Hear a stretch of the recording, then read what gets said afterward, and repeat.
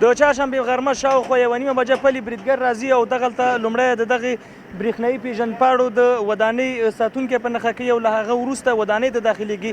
په ودانۍ کې په شته کارمندانو باندې دوی ډزې کوي، هغوی ته مرګ ژوب لاړی.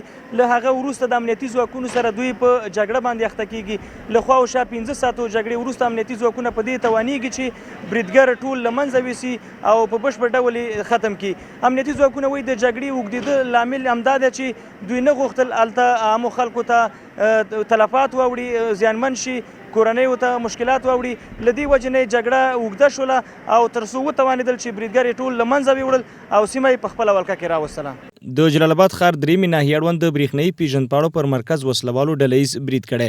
امنیتي چارواکي وایي په دې برید کې د برېښنایي پیژندپاړو یو شمېر کارکوونکي ژوندي وتلي او ځینې نورې ټپیان شوي دي، خو د وژل کېدو په اړه څه نه وایي. نظامي تلفات نه لرو، ایثار خلک هم ژغورل شوي دي، یعنې هغه تعداد نه ده معلوم چې څومره ژغورل شوي دي او انشاءالله تلفات په مجموع کې یعنې زیات نه دي. هغه اول کې 8 که 9 نفره ملکیان زخمیان چې هغه هم داسې ډېر سطحي زخمیان داسې یعنې عمیق زخمیان نه وو.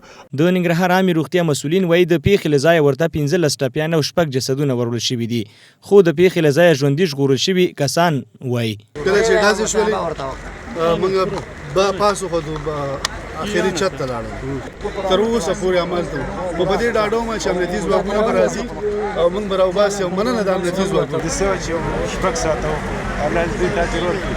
چېرته وې ته خپله؟ تشناب کې دوه وکه دوه نورې زه درېیم منزل کې تشناب کې موږ 2 نفر یو ماشوم راسره. د ننګرهار والي شاه محمود میاخیل په یو مطبوعاتي کنفرانس کې ویلي په دغه برید کې 3 بریدګر، 2 پولیس او 2 ملکي وګړي وژل شوي او د یو پولیس په ګډون 12 ملکي وګړي نور ټپیان شوي دي. درې وړه انتحاریان له منځه تللي دي. متاسفانه چې زموږ 2 کسه پولیسان هلته شهیدان شوي دي او 2 کسه ملکي وګړي هم شهیدان شوي دي. یو پولیس زخمی دی او په اوله مرحله کې تقریبا 12 کسه کارمندان او ملکي وګړي چې دلته وو هغه سطحي زخمی شوي وو چې شفاخانې ته د انتقال نه وروسته اکثریت بیرته خارج شوي دي. یوازې 3 کسه مامورین او یو ماشوم په روغتون کې ده. ننګرهار کې دا لومړی ځل نه ده چې داسې یو دولتي اداره د وسلوال مخالفینو د برید ښکار ګرځي، بلکې له دې وړاندې هم ورته دولتي او غیر دولتي ادارې په نښه شوي دي.